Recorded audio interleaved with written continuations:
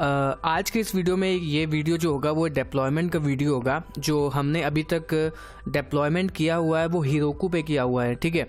तो हीरोकू पे काफ़ी चीज़ें हम लोगों को कॉन्फ़िगर नहीं करनी होती, बस हमें फाइल अपलोड करनी होती है और बाकी बैकएंड में जो भी चीज़ें होती हैं वो हीरोकू अपने आप ही मैनेज करता है, ठीक है। तो वो काफ़ी ईजी होता है हीरोकू को मतलब मैनेज करना। और इसमें इस वीडियो में हम लोग एक VPS यानी उबुंटू सर्वर के ऊपर एक अपना जैंगो एप्लीकेशन डिप्लॉय करेंगे, ठीक है। और इसमें हम लोग Nginx यूज़ करेंगे। रिवर्स प्रॉक्सी गेटवे होता है जो लोड बैलेंसर भी होता है, ठीक है।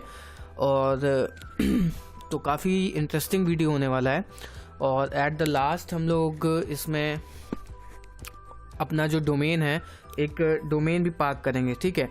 तो कैसे मतलब एक उबुंटू सर्वर को मैनेज किया जाता है, कैसे जैंगो एप्लीकेशन को डिप्लॉय करते हैं डिजिटल ओशन या VPS के ऊपर, तो इन कपल ऑफ वीडियोस में हम लोग देखेंगे, ठीक है। तो जिसको ये वीडियोस मतलब देखनी है तो वीडियो को स्टिक करना पड़ेगा, मतलब लगे रहना पड़ेगा। और काफ़ी ईजिली मैं समझाऊंगा कि कैसे तुम लोग अपना एक खुद का सर्वर और ये सब चीज़ें डिप्लॉय कर सकते हो, ठीक है।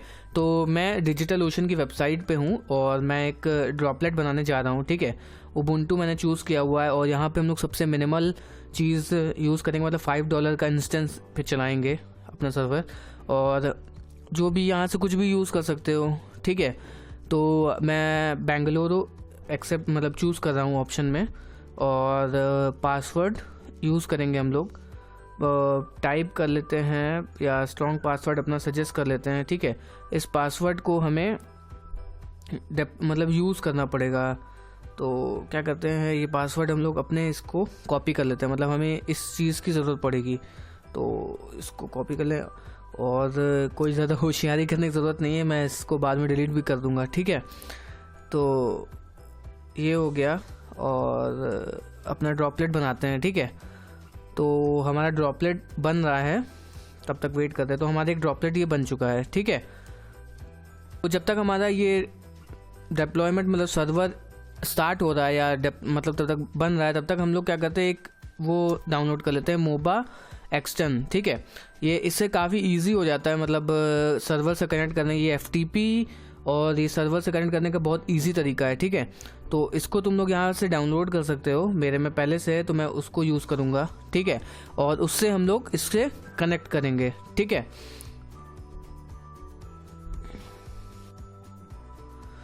तो अपने मोबा एक्सटेंड को स्टार्ट कर लेते हैं। मोबा एक्सटेंड मैंने यहाँ पे खोल लिया हुआ है। उसके बाद यहाँ पे सेशन में जाएंगे, सेशन के बाद SSH पे जाएंगे, रिमोट होस्ट में अपनी जो हमें पोर्ट मिला हुआ उसको डालेंगे और स्पेसिफाई यूज़र में यहाँ पे रूट लिख देंगे, ठीक है। और उसके बाद इसको ओके कर देंगे और हमने जो भी पासवर्ड को अपने बनाया होगा उसको कॉपी कर लेंगे। उसके बाद यहाँ पे इसको पेस्ट कर देंगे, ठीक है। पेस्ट करने के बाद इसको एंटर मारेंगे तो इसको नो सेलेक्ट कर लेंगे। जिसको पासवर्ड कंफर्म करना मतलब सेव करना हो तो हम लोग सेव कर लेंगे। तो हम लोग यहाँ पे उबुंटू के अंदर अपने सिस्टम के अंदर लॉगिन हो चुके हैं, ठीक है। लॉगिन होने के बाद में ये अपना ये जो हमारे सिस्टम के अंदर जो भी फाइल्स पड़ी हुई हैं ये वो खुल करके आ रही हैं, ठीक है। तो अब चलते हैं इसमें अपना एक यूज़र बना लेते हैं, ठीक है। तो यूज़र बना लेते हैं। तो यार अब हम लोग क्या करेंगे, इसमें अपना एक जो हम लोग रूट यूज़र हैं उसके अलावा एक यूज़र बनाएंगे, ठीक है। तो यूज़र बनाने के लिए यहाँ पे लिखेंगे कमांड, ये फिर से वो हो चुका है। इसमें अपना पासवर्ड फिर से पेस्ट करना पड़ेगा, ठीक है,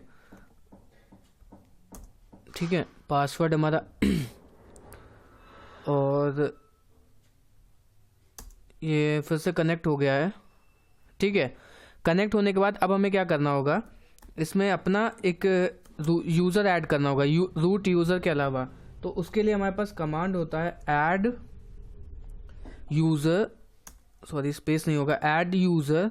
और इसमें तुम कोई भी नाम दे सकते हो, तो मैं नाम दे रहा हूँ कोडकीन, ठीक है, कोडकीन। और उसका पासवर्ड हम लोग दे देते हैं, पासवर्ड मैं कुछ भी रख देता हूँ, ठीक है। पासवर्ड हो गया, उसका नाम लिख लेते हैं, कोडकीन हो गया, कुछ भी डाल सकते हैं, इसको खाली भी छोड़ सकते हैं, कोई उसमें दिक्कत नहीं है। और तो ये हमारा ये एक एक्स्ट्रा यूज़र बन चुका है, ठीक है। अब इस यूज़र में क्या करेंगे, अब हमारा यूज़र जो है वो बन चुका है ये कोड की नाम से। अगर किसी को चेक करना हो या हमें ही चेक करना हो तो अपने होम डायरेक्टरी में जाएंगे। ये फिर से लॉग आउट हो चुका है। इसमें फिर से हमें अपना पासवर्ड पेस्ट करना होगा। अपने पासवर्ड को पेस्ट कर देते हैं, ठीक है।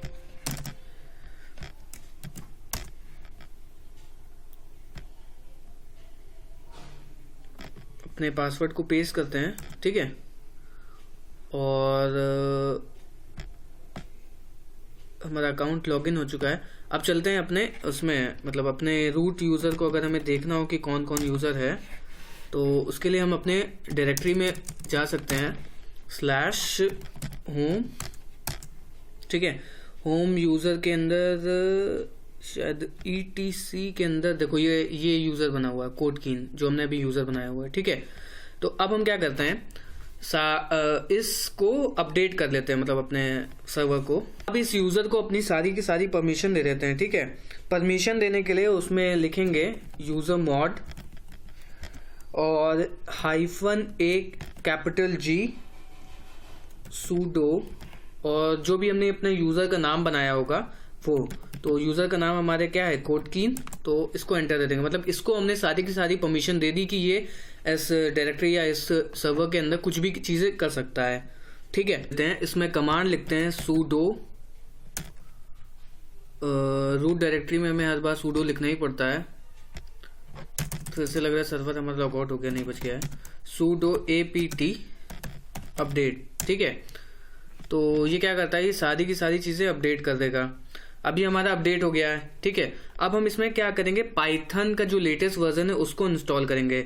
तो sudo apt इंस्टॉल पाइथन, और पाइथन का जो अभी लेटेस्ट वर्जन चल रहा है उसको हम चेक कर लेते हैं। तो हमारे पास जो पाइथन का लेटेस्ट वर्जन है वो 3.9 है मेरे हिसाब से, डाउनलोड्स में, हाँ 3.9 है, ठीक है।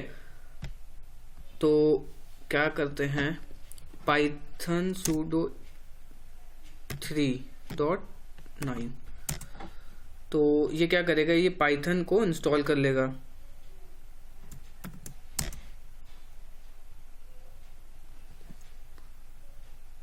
तो ये हम लोग का पाइथन इंस्टॉल हो चुका है।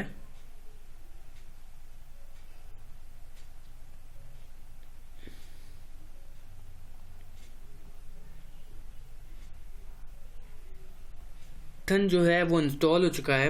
अब हमें क्या करना है, अब हमें पिप इंस्टॉल करना है ताकि हम लोग अपनी जो जैंगो और जो भी हमारी डिपेंडेंसी है उनको इंस्टॉल कर पाए। तो उसके लिए हमारे पास कमांड होता है sudo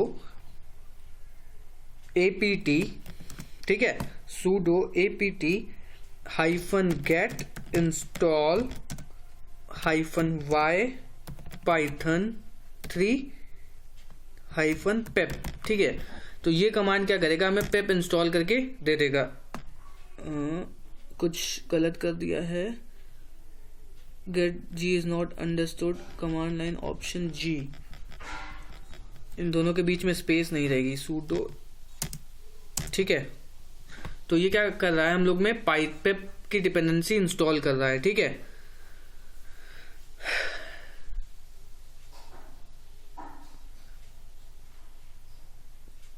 तो जैसे ही पिप हमारा इंस्टॉल हो जाएगा उसके बाद हम लोग अपने सिस्टम के अंदर वर्चुअल इन्वायरमेंट इंस्टॉल करेंगे।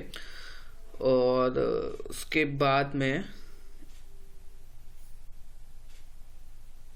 आपके सिस्टम में अब पिप भी इंस्टॉल हो चुका है। अगर चेक करना हो तो उसके लिए हम लोग कमांड लिख सकते हैं pip 3। अगर इसने ये नहीं, मतलब ये चीज़ें नहीं रिटर्न करी या ये चीज़ें नहीं प्रिंट करी तो इसका मतलब कोई एरर हुई है, फिर से प्रोसेस को रिपीट करना पड़ेगा। और हम लोग के इसके अंदर मतलब डायरेक्टली पिप 3 पाइथन इंस्टॉल हो चुका है। अब नेक्स्ट स्टेप है हमें इसमें वर्चुअल एनवायरनमेंट इंस्टॉल करना होगा। तो उसके लिए लिखेंगे पिप 3 इंस्टॉल वर्चुअल env, ठीक है। तो ये क्या करेगा, वर्चुअल एनवायरनमेंट को इंस्टॉल कर लेगा। ठीक है, वर्चुअल इन्वायरमेंट स्टार्ट हो गया है। अब हम क्या करेंगे, अपने वर्चुअल इन्वायरमेंट जैसे ही हमारा स्टार्ट हो गया है, अब हम इसमें अपना वर्चुअल इन्वायरमेंट बनाएंगे और उसमें बाकी जो हमारी डिपेंडेंसी है और प्रोजेक्ट को अपलोड करते हैं। ठीक है, डायरेक्टरी के अंदर चल लेते हैं। जो कोडकीन नाम से हमने डायरेक्टरी बनाई थी, अब उस डायरेक्टरी के अंदर चलते हैं। तो लिखेंगे cd/hoom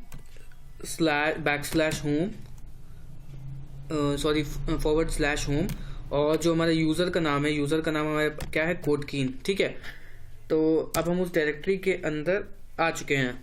ठीक है, तो इसको क्या करते हैं, अपने कंसोल को भी क्लियर कर लेते हैं। अपने कंसोल को हमने क्लियर कर लिया, तो हम इस डायरेक्टरी के अंदर हैं और इस डायरेक्टरी के अंदर हम लोग क्या करेंगे, एक अपना वर्चुअल इन्वायरमेंट पहले बनाएंगे, उसके बाद में Django प्रोजेक्ट डायरेक्टरी बनाएंगे। ठीक है, तो या पहले ही बना लेते हैं mkdir Django प्रोजेक्ट dir। ठीक है, Django प्रोजेक्ट डायरेक्टरी हमने बना ली और मैं चाहूँगा कि तुम लोग भी यही बनाना। अगली बार जब अपना मतलब फिर से फ्रेश इंस्टॉलेशन करना, तो उसके बाद में नेम चेंज करें, क्योंकि आगे तुम लोग को इस नेम की ज़रूरत पड़ेगी। तो मैं नहीं चाहता कि तुम लोग कुछ दिक्कत में आ जाओ या कुछ परेशान हो जाओ। इस वजह से हो सके तो इसी नाम को यही रहने देना। ठीक है, तो हमारी डायरेक्टरी बन गई है। अब इसको ls कर लेते हैं। ls करते हैं तो इसके अंदर हम लोग खाली एक ही डायरेक्टरी है। ठीक है, अपने वर्चुअल इन्वायरमेंट को स्टार्ट कर लेते हैं। ठीक है, तो वर्चुअल इन्वायरमेंट को स्टार्ट करने के लिए हमारे पास कमांड होता है वर्चुअल env, और जो हमें वर्चुअल इन्वायरमेंट जिस नाम से क्रिएट करना होता है उसका नाम देते हैं। तो नाम दे देते हैं Django प्रोजेक्ट env। ठीक है, तो अच्छा इसे एरर दे दिया है क्योंकि अच्छा मैं समझ रहा था कि मैं विंडोज़ में हूँ, तो इसमें वर्चुअल इन्वायरमेंट इंस्टॉल करने के लिए कमांड होता है -3-m venv और प्रोजेक्ट डायरेक्टरी का नाम Django प्रोजेक्ट env। तो हमारा वर्चुअल इन्वायरमेंट बन चुका है और इसमें हम ls कर लेते हैं। तो ये दोनों हमारे अंदर मतलब वो है। तो वर्चुअल इन्वायरमेंट को स्टार्ट करने के लिए हमारे पास कमांड होता है सोर्स और Django project env, Django project env, और इसके अंदर फाइल फोल्डर होता है bin और /activate को हिट करनी होती है। तो अब हम जैसे कि देख सकते हैं कि अपना हमारा जो वर्चुअल इन्वायरमेंट है वो इंस्टॉल हो चुका है। ठीक है, अब क्या करते हैं, इसके अंदर हम एक नॉर्मल सा Django प्रोजेक्ट खुद से बना लेते हैं और उसके बाद उसको चेक करते हैं क्या वो चलता है। प्रोजेक्ट बना देते हैं, अपने डॉक्यूमेंट्स फाइल्स में चलते हैं Django और इसके अंदर एक फाइल फोल्डर बना लेते हैं डेमो, और ज़्यादा कॉम्प्लिकेटेड Django प्रोजेक्ट होगा नहीं, सिंपल सा होगा। तो उसके लिए हम लोग इसके अंदर वर्चुअल इन्वायरमेंट इंस्टॉल कर लेते हैं या सीधे Django एडमिन से स्टार्ट कर, Django admin start create start project. कौन सा कमांड था, कमांड भी भूल गया, स्टार्ट प्रोजेक्ट डेमो। ठीक है, तो Django admin start project demo, इससे क्या होगा, एक सिंपल सा डेमो प्रोजेक्ट बन गया। अब उसके अंदर cd कर लेते हैं, cd डेमो, और cd डेमो करने के बाद इसमें एक सिंपल सा एक HTML जो है वो हम अपना को बना लेते हैं। तो उसके बाद में यहाँ पे चलते हैं डेमो और एक ऐप बना लेते हैं अपना python manage.py start app home। ठीक है, तो ये हमारा होम ऐप बन गया। अब अपने चलते हैं डेमो वाली फाइल के अंदर, इसमें settings.py है और इसमें इस ऐप को ऐड कर लेते हैं। ठीक है, ऐप को ऐड करने के बाद इसमें नाम दे देते हैं, हम लोग नाम दे देते हैं, इसका ऐप का नाम क्या है, होम। तो इसमें होम नाम दे देते हैं और उसके बाद अपनी URLs फाइल्स को कॉन्फ़िगर कर लेते हैं। तो URLs में चलते हैं और इसमें इंपोर्ट कर लेते हैं जल्दी से include include, और उसके बाद पाथ।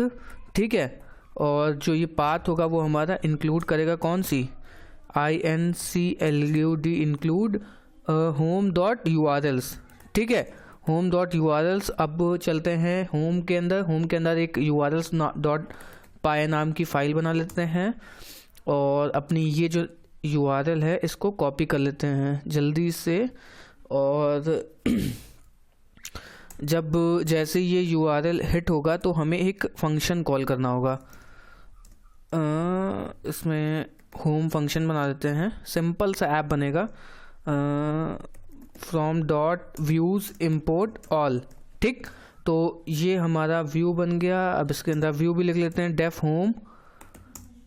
उसके बाद रिक्वेस्ट रिटर्न करवा लेते हैं render dot H T M L, return render dot H T M L request home dot H T M L. ठीक है, तो ये हमारा डेमो प्रोजेक्ट बन गया है। अब जो चलते हैं अपनी टेम्पलेट्स डायरेक्टरीज के अंदर बना लेते हैं टेम्पलेट्स। उसके बाद में यहाँ पे चलते हैं home dot H T M L बना देते हैं। उसके बाद में यहाँ पे एच टी एम एल का थोड़ा सा कोड लिख लेते हैं, H T Django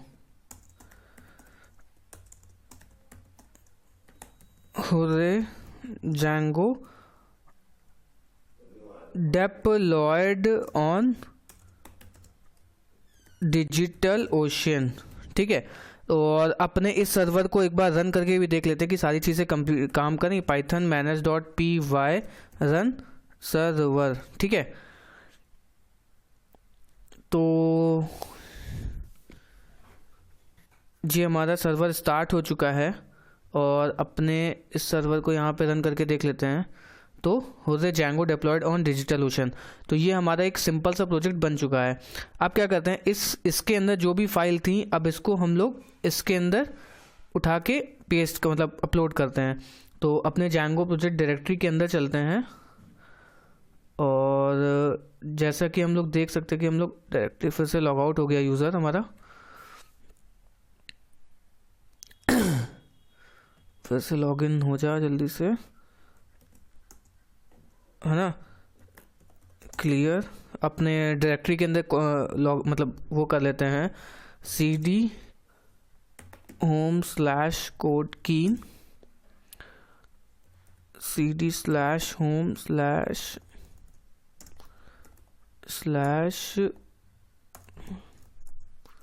cd slash home slash code कीन। ठीक है, और ls कर लेते हैं। इसके अंदर दो डायरेक्टरी बनी हुई है। अब अपने यहाँ से इसके अंदर हम लोग क्या कर सकते हैं, होम स्लैश कोड कीन। ठीक है, तो ये हमारा ये बन चुका है Django। अब इसके अंदर अपने वर्चुअल इन्वायरमेंट को स्टार्ट कर लेते हैं। तो वर्चुअल इन्वायरमेंट को स्टार्ट करने के लिए हमें कमांड लिखना होता है सोर्स स्लैश उस डायरेक्टरी का नाम जो Django जो मतलब जिस नाम से हमने वर्चुअल इन्वायरमेंट बनाया हुआ है, तो Django project env slash bin slash activate. ठीक है, तो हमारा वर्चुअल इन्वायरमेंट स्टार्ट हो गया। अब इसके अंदर हम लोग वो इंस्टॉल करते हैं, तो pip3 इंस्टॉल Django। ठीक है, तो ये क्या कर रहा है, Django को इंस्टॉल कर लिया इसने। अब हम या तो इसी के अंदर प्रोजेक्ट बना भी सकते हैं, उसमें एडमिन पैनल को चला करके दिखा सकते हैं, या फिर हम लोग यहाँ से अपनी फाइल्स को भी अपलोड कर सकते हैं या गिटहब से भी अपलोड कर सकते हैं। ठीक है, तो इसके अंदर चलते हैं, इन सारी फाइल को सेलेक्ट करते हैं और इनको उठा करके इसके अंदर पेस्ट कर देते हैं। ठीक है, तो उससे क्या होगा, हमारी जो सारी फाइल होंगी वो धीरे धीरे करके अपलोड हो जाएंगी। और ये देख सकते हैं हम लोग कि 25 फाइल नीचे अपलोड हो रही हैं। तो जब तक ये फाइल अपलोड हो रही हैं तब तक हम लोग थोड़ा सा वेट कर लेते हैं और वेट कर लेते हैं। ज़्यादा टाइम लगना तो नहीं चाहिए क्योंकि छोटी छोटी फाइल्स होती हैं 2-3 KB की। ठीक है, और 7 फाइल अपलोड हो चुकी हैं। तब तक हम लोग कुछ वो कर सकते हैं। तो Nginx पे हम लोग इस प्रोजेक्ट को डिप्लॉय करेंगे और Nginx बहुत ही ज़्यादा मतलब एक अच्छा वेब सर्वर होता है कॉन्फ़िगरेशन के मामले में। और इसके अल्टरनेटिव में हम लोग अपाचे भी कुछ लोग यूज़ करते हैं, और अपाचे और एनजिनिक्स में थोड़ा सा आर्किटेक्चर का डिफरेंस होता है, ठीक है। तो कुछ लोग अपाचे प्रेफर करते हैं, कुछ लोग एनजिनिक्स प्रेफर करते हैं। तो एनजिनिक्स जो है वो रिवर्स प्रॉक्सी गेटवे होता है, मतलब इसमें अगर हम लोग कोई भी रिक्वेस्ट डालते हैं तो वो इवेंट ड्रिवन होती है, मतलब कि कह सकते हैं कि वो मतलब एक एक रिक्वेस्ट को परफॉर्म करता है। पहले एक रिक्वेस्ट पूरी जाएगी, उसके बाद ये कॉन्करेंट रिक्वेस्ट होती हैं। तो हमारे जो ये है वो इंस्टॉल हो चुका है। अब हम चलते हैं हम लोग कहाँ पे हैं, ls। तो अपनी Django प्रोजेक्ट डायरेक्टरी के अंदर चलते हैं, cd Django प्रोजेक्ट dir, ठीक है। तो इसमें ls करेंगे तो हमारी सारी की सारी फाइल खुल करके आ गई पाइथन मैनेजर। अब हम इसमें रन करते हैं python manage.py रन सर्वर 0.0.0.0 और 8000 वाले पोर्ट पे हम चलाएंगे इसको, .8000, ठीक है। तो कुछ इनवैलिड आ गया है,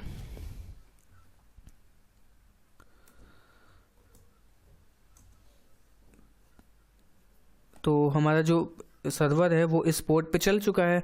अब अपने डिजिटल ओशन वाले अकाउंट में चलते हैं और इस पोर्ट को, अपने ऊपर वाले पोर्ट को कॉपी कर लेते हैं, ठीक है। कॉपी करते हैं और उसके बाद इसमें ये पोर्ट असाइन कर देते हैं 8000। तो हम देख सकते हैं कि हमारा जो Django का प्रोजेक्ट है वो चल चुका है।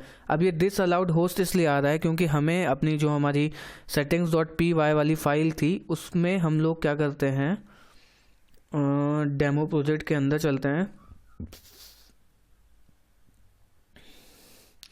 और settings.py को यहीं से एडिट कर लेते हैं, ठीक है।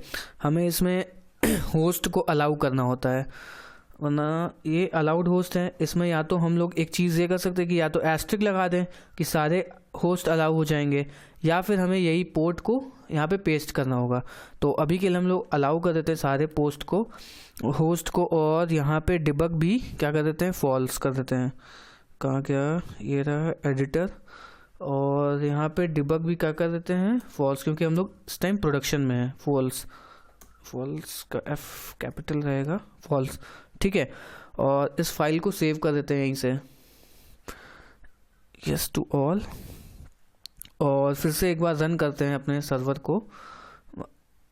एक बार क्या हो गया, हमने अपनी settings.py अपडेट करी। अब क्या हो गया, Django हो गया, Django diploid on digital ocean. अब ये जो है हमारा डोमेन मतलब इस IP एड्रेस से या इस पॉइंट से हम लोग इस वेबसाइट को एक्सेस कर सकते हैं, ठीक है। तो इस तरीके से हम लोग Django को अपने प्रोजेक्ट के अंदर डिप्लॉय कर सकते हैं। ये अभी नॉर्मल डिप्लॉयमेंट है, अभी इसके अंदर ना ही हम लोगों ने Nginx यूज़ किया, ना ही हम लोगों ने Gunicon यूज़ किया हुआ है, ठीक है। तो ये सिंपल सा डिप्लॉयमेंट का वीडियो था, और आगे नेक्स्ट वीडियो में हम लोग सीखेंगे कि किस तरीके से हम लोग इसके अंदर Gunicon और Nginx यूज़ कर सकते हैं। उसके बाद उसके आगे वाली वीडियो में हम लोग एक डोमेन नेम को सेटअप करेंगे, और काफ़ी ज़्यादा एक्साइटमेंट वाला वीडियो होगा, मतलब काफ़ी चीज़ें सीखने को मिलेंगी, ठीक है। तो यार इस तरीके से हम लोग Django प्रोजेक्ट को अपने डिप्लॉय करते हैं अपने Ubuntu सर्वर के ऊपर, और नेक्स्ट वीडियो में हम लोग देखेंगे Nginx और कैसे Gunicon यूज़ करते हैं, ठीक है। तो मिलते हैं नेक्स्ट वीडियो में, बाय बाय।